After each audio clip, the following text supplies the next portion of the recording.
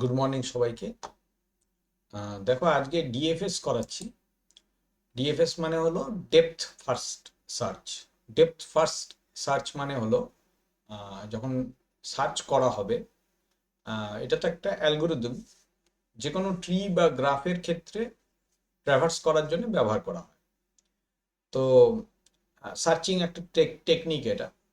তো এক্ষেত্রে নিয়ম হচ্ছে, আমরা যে কোনো একটা দিক থেকে স্টার্ট করব এবং যতটা সম্ভব ডেপথে যাওয়া সম্ভব যাব। ডেপথ ফার্স্ট মানে আগে ডেপথে যাব এবং গিয়ে তারপর ব্যাক ট্র্যাক করে সেটা ঘোরা হয়ে গেলে ফিরে আসবো। এই হচ্ছে পদ্ধতি। ঠিক আছে?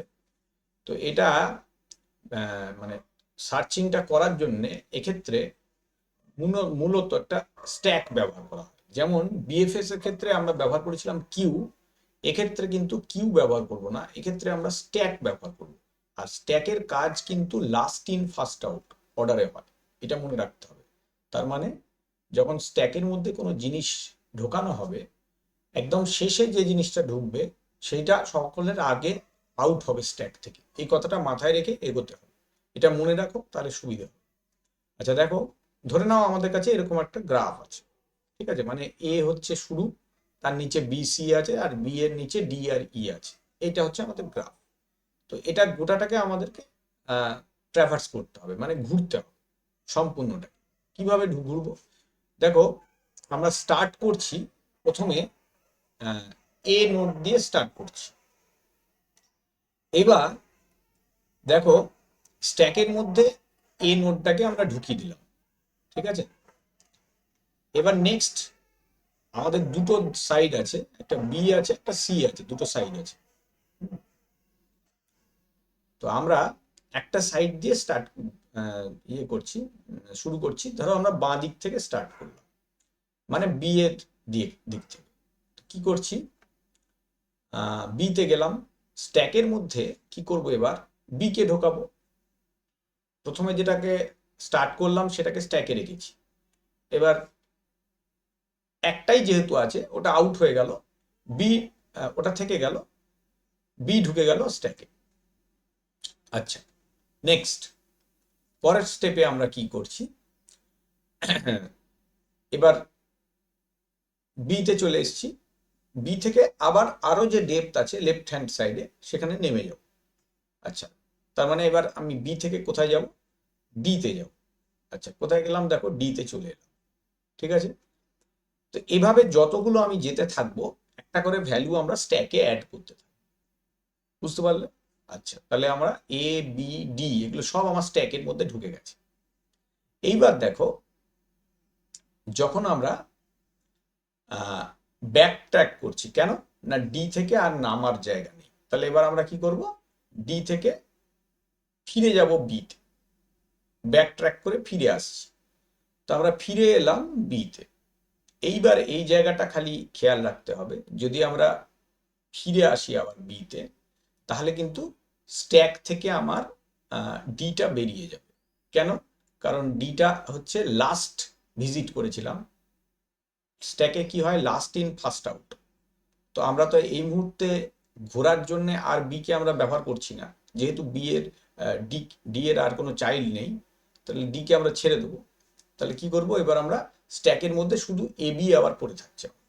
আচ্ছা, এখানে একটা লিখে দিলে ভালো হতো স্ট্যাকের ডিটেলসটা।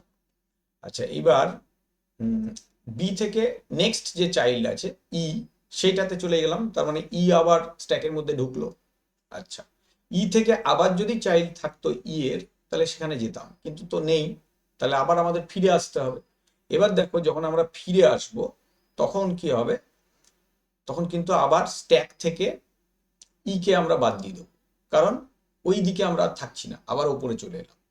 তাহলে এবার আমার স্ট্যাকে কে থাকবে, এ আর বি পড়ে আছে। ঠিক আছে? আচ্ছা, তারপর আমি চলে যাব কোথায়, এ তে। তাহলে স্ট্যাক থেকে বি কেও বাদ দিয়ে দেবো, কে পড়ে থাকবে, এ পড়ে থাকবে স্ট্যাকে।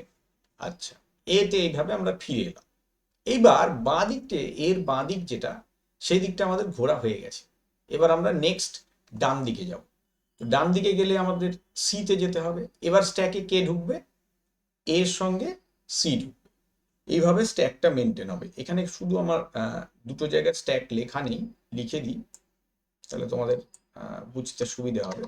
যেমন এইখানে যখন আমরা ডি থেকে ব্যাক ট্র্যাক করে ফিরে আসছি, তখন আমাদের স্ট্যাকে কি থাকছে, এ আর বি।